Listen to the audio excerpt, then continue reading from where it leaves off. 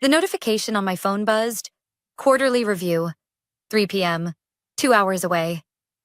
I had planned the rest of my day around it. Time to finish lunch, polish my slides, maybe even breathe for a moment. But then I heard the voice I'd come to dread. "You've got 2 minutes." I looked up. My boss, Richard, leaned against my cubicle wall, arms folded, that smug little grin plastered on his face. "For what?" I asked, fork hovering over my salad. "The pitch," he said, as if I'd been asleep all day. "Our $10 million account, conference room B, they're waiting." My fork clattered into the plastic container. "That's tomorrow. 3 o'clock, Plans change." He checked his Rolex, tapping the glass. "Now you've got 90 seconds. Don't keep them waiting." My stomach dropped. The pitch, the one I'd spent 6 weeks building, the one I had rehearsed until the words flowed like second nature. The slides were still on my desktop. The printouts? At the shop? The prototype? Unassembled. He knew that. Of course he did. And still he smirked. "Come on, Michelle." Adaptability is part of the job I stood, pulse racing, palms damp. My laptop was mid-update, useless. My files were locked behind company firewalls on mobile. I had nothing but my phone, my memory, and my wits. As I walked toward the elevator, the realization hit like ice water down my spine. This wasn't poor planning. It was sabotage. Richard wanted me to fail. The doors slid shut, sealing me in with my pounding heart. I jabbed at my phone, trying to access cloud storage, blocked. I considered calling IT. Pointless. 30 seconds to the ground floor. 30 seconds to decide how to salvage not just a presentation, but my career. When the elevator opened, the sight nearly stopped me. Through the glass walls of the conference room sat 6 executives in tailored suits, phones in hand, impatience on their faces, and at the head of the table, Mr. Alan Pierce himself, CEO, a man whose signature could shift markets. This was bigger than I thought, and Richard knew it. He intercepted me just outside the door, lowering his voice to a mock whisper. "Where's the deck, Michelle?" "On my desktop," I said evenly, "for tomorrow's meeting." "Well, that's unfortunate." He straightened his tie, then smiled for the first time all day, but it didn't reach his eyes. "Don't embarrass us." Then he pushed the door open and announced with false cheer, "Gentlemen, may I introduce Michelle, our lead on this project. She'll be walking you through everything." 6 pairs of eyes turned toward me. Richard slid into a chair near the door, close enough to jump in if things went miraculously well, far enough to wash his hands if it crashed. "Ms. Johnson," Alan Pierce said, his voice cool, controlled. "We were told you were ready."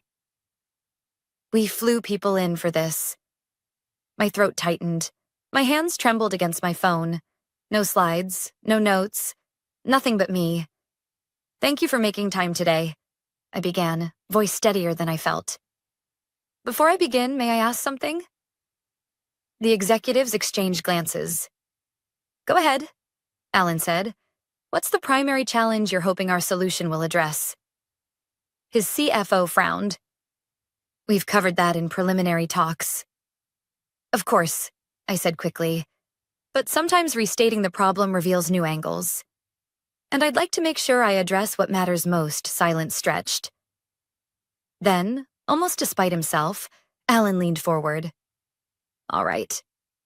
Let's see what you've got." I had nothing prepared. Nothing but instinct. But if Richard wanted to watch me drown, I'd at least make him nervous before I sank. The room was silent, all eyes fixed on me, waiting for a polished pitch I didn't have. My phone lay useless in my hand, locked out of the files I'd prepared. Richard sat at the edge of the room, expression carefully neutral, but I caught the flicker of satisfaction in his eyes. He thought he'd won already. I forced myself to breathe, steady and slow. If I showed panic, they'd see weakness. And if I faltered, Richard would swoop in, apologize for my incompetence, and take over. I had 2 choices: drown in the failure he engineered, or swim in uncharted waters. All of the firms you've met with, I said carefully, have shown you variations of the same thing. Dashboards, reports, data neatly packaged in charts. Correct? Alan Pierce raised an eyebrow, his CFO leaning back in his chair. That's not far off. I nodded, pretending I knew more than I did. The truth was, I had guessed. Industry trend. Every competitor pushed the same tired tools. And that's fine, for companies that want to describe the past. But your challenge isn't understanding yesterday. It's predicting tomorrow. That made Alan pause. He leaned forward, fingers steepled. Go on. I gripped the pen and notepad sitting on the table, grateful someone had left them behind. You're not struggling with visualization. You have analysts who can read graphs. You're struggling with unpredictability, emerging markets, shifts in consumer behavior that don't follow historical models. Your competitors can't see it because they're too busy dressing up old data.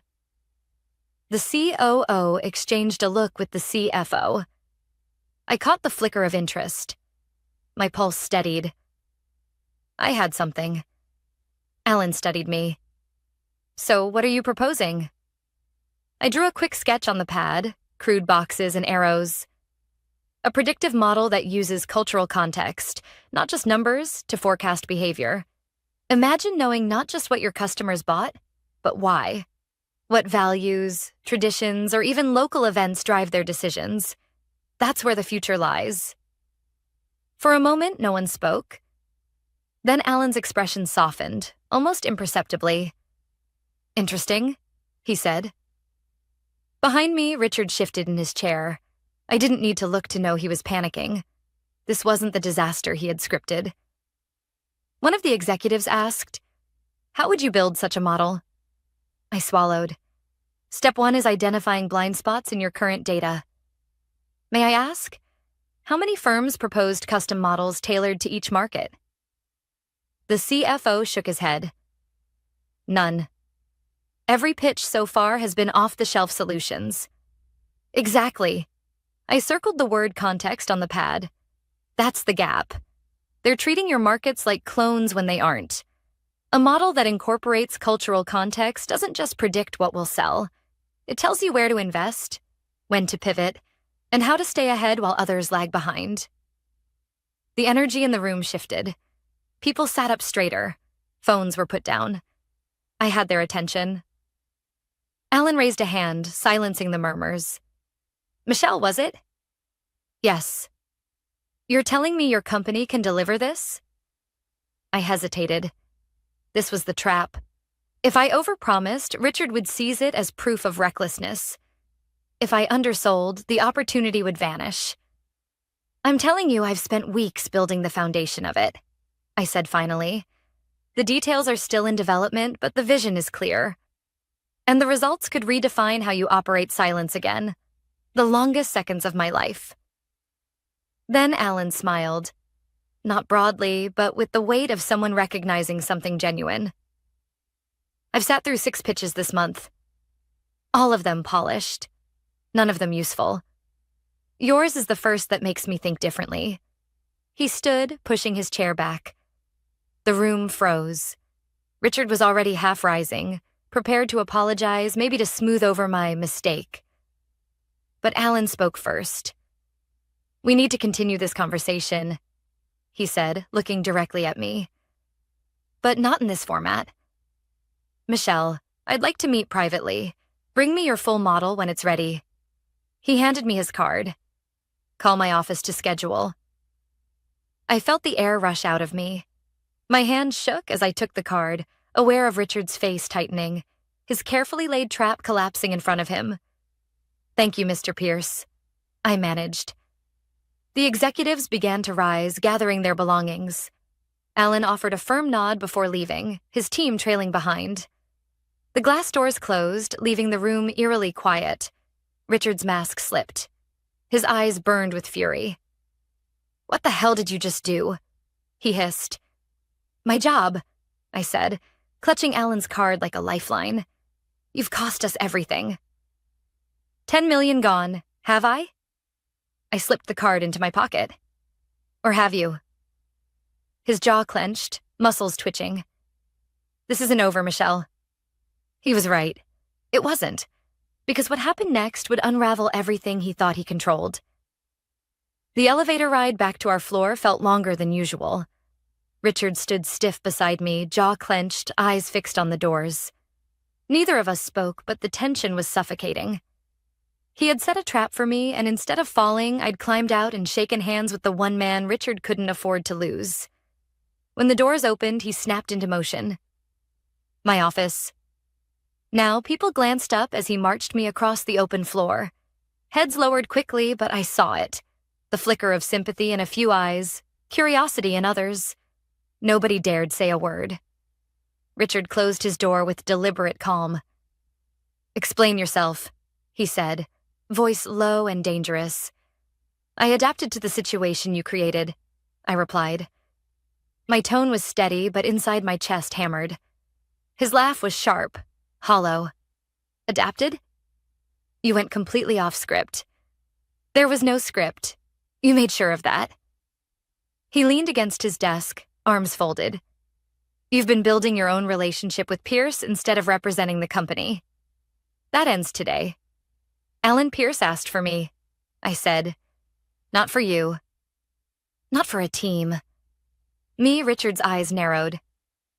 "If you think I'm letting you steal this client..." "I've stolen nothing." I've worked. His lips curled. "We'll see about that." He opened his laptop and began typing. My phone buzzed almost immediately. An email from Richard addressed to the entire department. "Effective immediately, all client communications must be approved by management. Individual team members are not authorized to make promises or suggestions without prior review. Additionally, all new business development will now require a team-based approach, rather than individual leadership. Richard Palmer, Senior Director." The message was clear. He was clipping my wings in plain sight. I stared at the screen until another ping broke my focus. A message from Zoe, my friend in accounting. "Lunch tomorrow. Need to talk. Important." I typed back, "Noon, the place with the good soup." She replied instantly, "Perfect." By the time I shut my computer down for the night, exhaustion weighed heavy.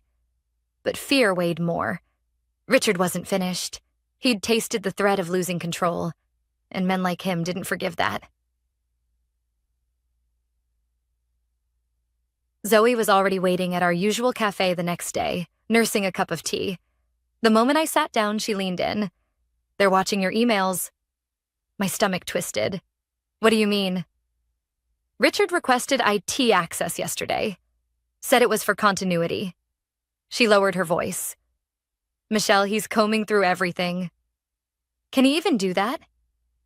"Technically, yes, if he claims cause." But that's not the worst part. "What is?" "Finance was asked to prepare a severance package.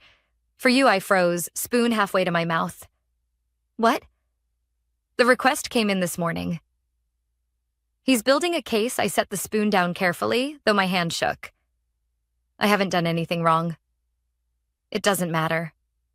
"Richard's connected. His brother-in-law plays golf with the CEO. If he paints you as insubordinate or, worse, disloyal, you'll be gone before you can defend yourself." I swallowed hard. "So I'm just supposed to sit here and wait for the axe to fall?" Zoe shook her head and slid something across the table. A small flash drive. "Your performance reviews, client testimonials, revenue reports showing exactly what you've brought in for this company. You're entitled to them, but he'll bury them if things turn ugly. Keep them safe." I picked it up slowly. "Why are you helping me?" Her eyes softened. "Because you once helped me when no one else would." The memory cut deep. 2 years ago, when Zoe reported harassment by our former sales director, management brushed her off. I'd gone to HR with supporting evidence from others. It nearly cost me my promotion, but it saved her job. "I haven't forgotten," she said. "Thank you," I whispered. "Don't thank me yet. Just be smarter than he expects." Back at the office, a calendar invite popped up. Performance review. Monday, 8 a.m. No agenda. No details. Through the glass walls, I spotted Richard in a closed-door meeting with Trent from legal. Their faces were grave. When Trent noticed me looking, he got up and closed the blinds. A chill ran down my spine. They weren't waiting for Monday. They were accelerating the timeline. That night, I sat at my kitchen table, staring at Zoe's flash drive. My choices were clear. Stay quiet and let Richard end me, or fight back. But how? I opened my laptop and created a personal email account. Then I typed carefully, "Miss Chen, due to a potential conflict of interest, I need to discuss something privately with Mr. Pierce. Could you forward her my personal contact information?" I hesitated, then hit send. An hour later, my phone rang. Unknown number. "This is Michelle," I answered. "Miss Johnson," came the voice. Calm, firm, Alan Pierce. My heart pounded. "Mr. Pierce, thank you for calling. My assistant shared your message." What's this about a conflict of interest? I took a breath. Because of internal complications, I may not be able to communicate with you through company channels. I thought you deserved to know why. And why is that? Because my boss deliberately sabotaged yesterday's meeting. He blocked access to my materials. He's now restricting communication with you. And I believe he's building a case to fire me. Silence stretched. Then Alan asked, "And the framework you outlined, predictive modeling, cultural context, that was your work?" "Yes, 6 weeks of research. My approach." Pause. "Miss Johnson, are you free tomorrow morning? 7 a.m., Riverside Cafe. Come alone, bring nothing from your company." "Yes," I said, my voice trembling. "Good. We'll talk then." The line clicked dead. I stared at the phone. My career, my future, everything, balanced on the conversation waiting for me at dawn. The Riverside Cafe was nearly empty when I walked in at 6:55 the next morning. Rain streaked down the windows, the kind of soft drizzle that makes the world feel hushed. My stomach churned with nerves, but I forced myself to move steadily, heels clicking against the tiled floor. Alan Pierce sat in the corner, no entourage, no assistant. Just him, crisp suit, steaming coffee, posture straight as though he'd been waiting for me all night. "Michelle," he said, rising slightly as I slid into the booth. "Thank you for coming." "Thank you for meeting me," I replied, trying not to sound as anxious as I felt. He nodded once, then studied me for a long moment before speaking. "Tell me why you think your boss wanted you to fail." I took a deep breath. 3 weeks ago, I challenged his strategy in front of senior leadership. He pushes a one-size-fits-all sales approach. We'd lost 2 major clients. I presented data showing why we needed tailored solutions. He didn't appreciate it. Alan's eyes narrowed slightly. "From someone who reminds him of his past mistakes." I frowned. "What do you mean?" "Before your division, Richard Palmer ran our Midwest account. His rigid methods cost us months of positioning. We terminated the contract early. He nearly sank us in that region. I froze." "You worked with him before?" "Unfortunately. The man doesn't adapt. He covers failure with confidence until the damage is irreparable." Alan leaned closer. "And then he blames others." Pieces clicked together. Richard hadn't just seen me as a threat. He'd seen a reminder of his own humiliation. And when he saw my name tied to the Pierce pitch, the fear of history repeating itself had driven him to sabotage. Alan reached into his briefcase and placed a folder on the table. Inside was a document with the Diamante Group's logo. My pulse quickened. "What is this?" I asked. "Your future, if you want it. Director of Strategic Solutions, salary nearly double what you make now." I stared at the contract, heart racing. "You want to hire me? Based on one improvised conversation?" "Not improvised," Alan corrected. "Insightful. Anyone can polish slides. Few can identify the problem beneath the surface. You did that in minutes. That's not luck. That's vision." I closed the folder slowly. I can't just walk away. I've built relationships with clients. Projects mid-development. Michelle, Alan interrupted gently. Your loyalty is admirable but misplaced. You said yourself he's cutting you out. They're preparing a case against you. Why stay for a company already pushing you to the exit? I hesitated. He was right. But walking away with no transition, leaving my work unfinished, felt wrong. I need a few days, I said finally. You have until Monday, 9 a.m. Alan slid a card across the table. Call me with your decision. He stood, leaving his untouched coffee behind. And Michelle, be careful. Richard won't let this go easily. By Sunday afternoon, the decision was clear. My lists of pros and cons all pointed to the same conclusion. Diamante. Opportunity. Respect. A chance to build something without being undermined at every turn. Monday morning, I dressed professionally, but not for the performance review Richard had scheduled. My bag was already packed with personal belongings. At 7:55, I stepped into Richard's office. He was waiting with Trent from legal. Sit, Richard ordered. I remained standing. What's this about? He opened a folder, sliding a paper across the desk. Evidence of inappropriate communication. You emailed Pierce's assistant from a personal account. That's circumvention of company systems. Grounds for termination. I kept my face calm even as my stomach lurched. One message. To explain why I couldn't reply through company channels. That's enough, Trent said. Given the severity, we're prepared to terminate effective immediately. 2 weeks severance in exchange for signing this non-compete agreement. 2 weeks. After 5 years of loyalty. My jaw tightened. I pushed the papers back toward them. No. Richard smirked. Then we'll fire you for cause. You'll never work in this industry again. Actually, I said quietly, my contract's non-compete only applies if I'm terminated for cause or accept severance. I'm resigning.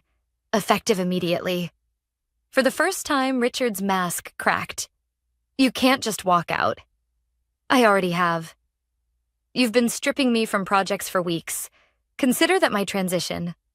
His face flushed red. You'll regret this, Michelle. I'll make sure of it, I turned at the door. We'll see. As I walked through the office, eyes followed me. Some pitied, some admired. Only Zoe met my gaze and gave the faintest nod. She knew. Outside, I dialed the number Alan had given me. I've made my decision, I said when he answered. And? I accept your offer. With one condition, I need 2 weeks before I start. Why? There are loose ends I need to tie up. Alan paused. Very well. 2 weeks. And Michelle? Yes? I'm glad you're on our side. I hung up, my heart pounding with both fear and relief. 2 weeks. That was all I had. 2 weeks to prepare for what came next. Because Richard Palmer wasn't finished. And neither was I. The next 2 weeks were the longest of my career, yet every day felt sharpened by purpose. While Richard scrambled to rebuild his narrative, I worked quietly behind the scenes.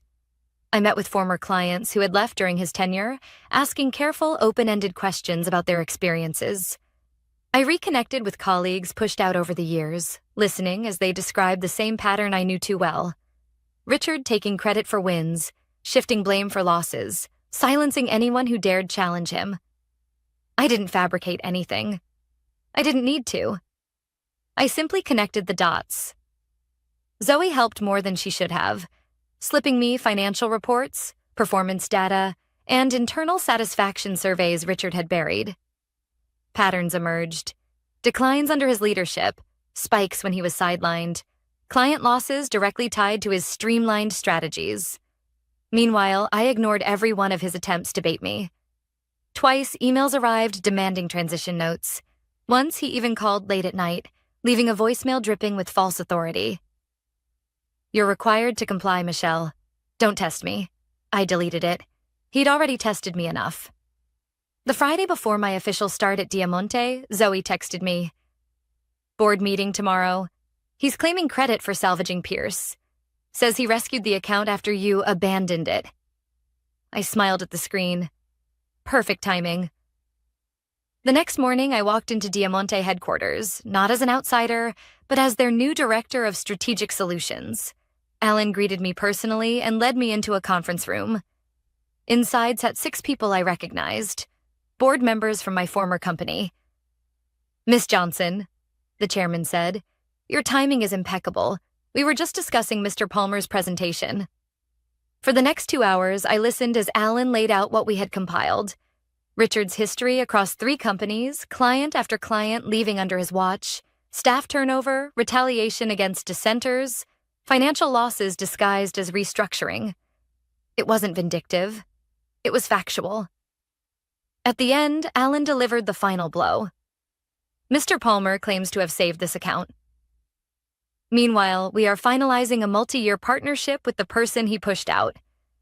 The board members sat in stunned silence. Then the chairman spoke, voice grim.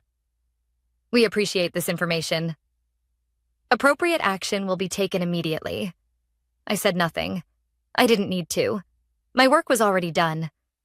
3 days later, an internal memo announced Richard's resignation to pursue other opportunities.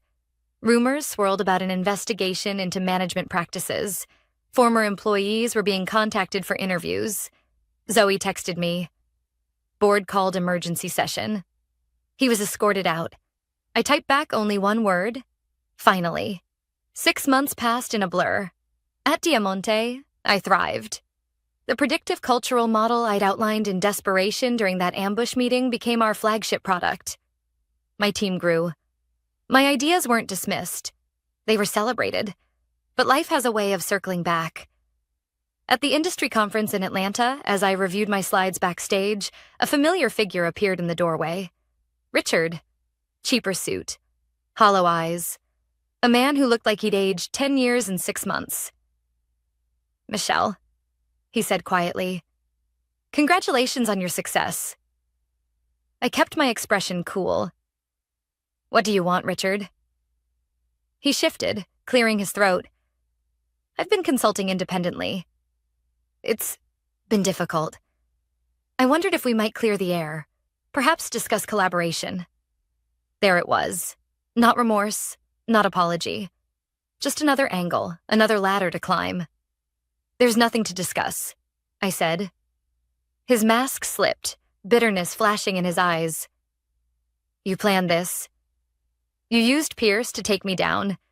"No," I said evenly. "You took yourself down. I just stopped covering for you." "The truth is you got lucky," he spat.